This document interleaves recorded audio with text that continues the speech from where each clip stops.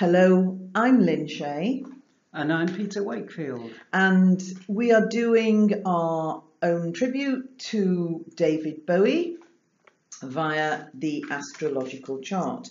So it's David Robert Jones, better known as David Bowie, born 8th of January 1947 in Brixton, London at 9 a.m.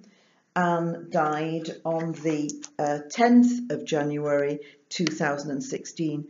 Bowie became one of the most iconic figures in popular music of both the 20th and 21st century, and entertained and pleased many generations of people. And his sun was in Capricorn. And now over to you, Peter. David had a stellium of planets in Capricorn. He was well known for being a Capricornian sun. And he had the air sign of Aquarius rising in his horoscope, which is a strong factor in pointing to the theme of his thinking. And those with Aquarius rising always test boundaries, always pushing forward the thinking of the New Age. He was an emissary of the New Age. They're pioneers, really, aren't they? Yes, yeah. He brought forward with him new trends, which for generations were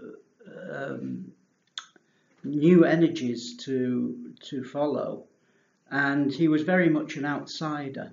Now, in Bowie's case, he was always avant-garde. He was outre. He was outlandish, wasn't he? Very innovative. And with Capricorn... And yet there was that private side to him. In an equal house system, he would have the planets in Capricorn in the 12th house, which is very private. Very private. Somewhat Those 12 house planets made him very cryptic. He reminded me a lot of Salvador Dali, very surreal in many respects.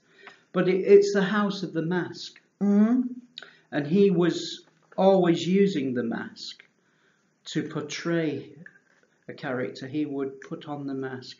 Indeed, in his early career, he wrote and performed a mime called The Mask, whereby the main character got strangled by his own mask. Cheery. Yeah, but that was very much the mythology that was to follow with Ziggy Stardust, where he created this character who became overwhelming. And well, I think the Uranus retrograde in Gemini here in the 5th house shows the conflict or the split in the way the creative expression, or the form the creative expression is going to take. Yes, Aquarius rising often creates schisms mentally. And exoterically, Uranus is the ruler of Aquarius. And Aquarius, he used the lightning bolt, the lightning strike on his face, didn't he? Which is typically Thor. Yeah, thunder. Yeah. As we were talking about the mask, it occurs to me, he's got the Sun square Neptune's in Libra, so Neptune's in the 9th house, and this is very much typifies escape or the need to escape. Yeah. Through and lacks a sense of belonging. So what we see is geographical or locational indecision, imbalance within that sense of belonging through geography or location. Is the person doesn't really know where they should be. Yeah, they were family secrets or difficulties, challenges. Neptune square the Sun is father, disappearing father or missing father or absent father or something. Well, he had challenges in his home life with, I think there was a strain of schizophrenia on the mother's side. Yeah, moon which would be Neptune as conjunct Saturn, Pluto he has. Moon conjunct Saturn, Pluto in Leo in the 7th house, and both Saturn and Pluto are retrograde. Yes, yeah. All his innovation, though, came from Aquarius rising. It produces individuals who experiment. Experimentation was a big theme throughout his career. Yes, But the ability to express and perform is very leonine. Yes, Moon in Leo, he was a genius at self-promotion. And the ability to perform with a partner, and he performed for a long time, I think, with his wife. And he had a French assistant. Did he? A personal assistant, Coco. Yeah. French would be Moon, conjunct Saturn in Leo. Yeah. Throughout his career. Was this a female? Yes, French assistant. It's interesting to note also that the date on which he died, there was a Mercury retrograde motion going on in Capricorn. Right. In his 12th house. So it's very apt that somebody would make their exit, and particularly somebody with Capricorn Sun or planets in Capricorn would make their exit at that time of the Mercury retrograde motion. But Mars is exalted. It is in Capricorn. Conjunct the Sun. Tremendous self-control, isn't it? And Mars, of course, was a salient theme in his career. He wrote Life on Mars. Life on Mars, yeah. He created Spiders in Mars. And he was described as a pop star from Mars when he broke through in 1972 with the Ziggy phenomenon. Really? Yeah. Because you know more about him than I do. You were a massive. But he was very much a solitary son. He was solitary in the sense that he stood alone. Yes. He was very much an outsider. Wrote songs on alienation, which is Mars. Well, it's 12th isolation. House. It's 12th house. It's well. People often feel they're looking at life through plate glass. Mars in the 12th. When they have 12th house planets, and particularly 12th house Sun. But actually, this Mercury in the 12th house being there would show that there's a predisposition to taking that stance, that kind of more solitary stance, pulling back and being behind the scenes. So being very ostentatious in the performing public life, and then very private as the man in his personal life. He also had a dissonance of his eyes. Yes. He had a dilated left pupil, which was the result of an accident. Yes. Which Do we know what age? Which is Mars, isn't it? Accidents. What age did that happen to? That was in 62, early 62, when he was 15. 15. And see if I can see this by progression. Well, it would be that square perhaps to Neptune 12, and Mars. 12. But when he was 16, 17, he was forever the clown. He was a harlequin, David. Always the trickster. In fact, one of his early songs, The Laughing Gnome, in its title, although the Laughing Gnome as a song was a bit of tomfoolery, the title of The Laughing Gnome told us more about Bowie's character than any other, because he was always sniggering up his sleeve saying, "You can't catch me." And when people did catch up with him, he was famous for jettisoning his previous themes and characters when people caught up. Are we sure this accident occurred when he was 16? Yeah. 15? Yeah. Right. It's something here at the age of 18, so it might be that point. But it was with a close friend.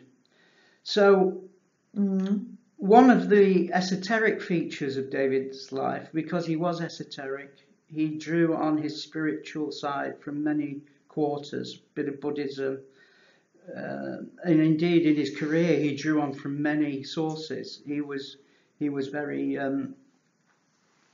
his mime tutor Lindsay Kemp once said that if you use a bit of Scotch tape, imagination and sawdust and brought it all together, you'll come up with something different. And that's how he approached his songwriting. It was very much a pastiche.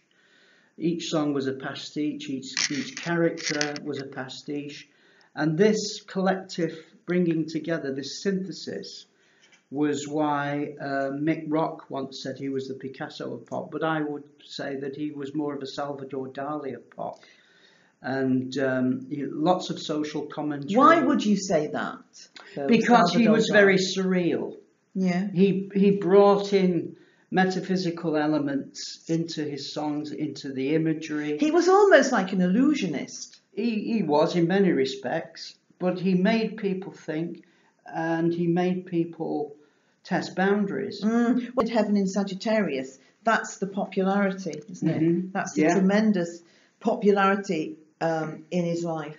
He also had Venus in the midheaven, or conjunct the midheaven That's in what I'm saying. Sagittarius. That's what I'm saying. This gave him the overshadowing influence of a Namanakaya, which is an inspirer, somebody who gave Very feminine energy. the energy, Venus. who gave him his innovative and creative spark. Because he was lauded by the gay community for changing the world's perception of gay life, because of this ability to not be to cross dress and to dress as a female. And it wasn't just he broke taboos, which is again Aquarius rising. He tested all boundaries. He wasn't just in the sexual field. It was in design, art, music. Well, yes, but I mean, I think predominantly the thing about gender was on the rise then. Yes, it was. And so he was at the forefront of making statements about that. And actually, that is Venus on the midheaven in Sagittarius, that flamboyance of parading a feminine essence in a very entertaining or extravagant manner. What I was going to come on to saying is the esoteric feature in David's makeup was that I put him down as a first-ray soul. And one of the hallmarks of a first-ray soul was to create something, maintain it, and then destroy it. And of course he did this par excellence with his character Ziggy Stardust, who he created, maintained, and then killed it off to the chagrin of many of his fans at the time. But that's typical of a first-ray soul, and which gave him the will and the power to follow things through and to achieve. But it also leaves people wanting more, doesn't it? It does. So this is where the cleverness of the showman is indisputed. He was forever creating masks and characters. Yes. And he hid behind each character. He did. You never really felt you got to know him. No, and he was a tremendous self-promoter as well. Genius at self-publicity. Yes, yes. So I think we've said it all regarding our beloved David. There's many things that we could go on to say. Of course, when we erect a chart, you can go on forever. It's like the story of somebody's life and then some. So for more information on our personal astrological services, please visit www.perceptivity.co.uk, and we hope you'll join us next time for our next Celebrity Pod.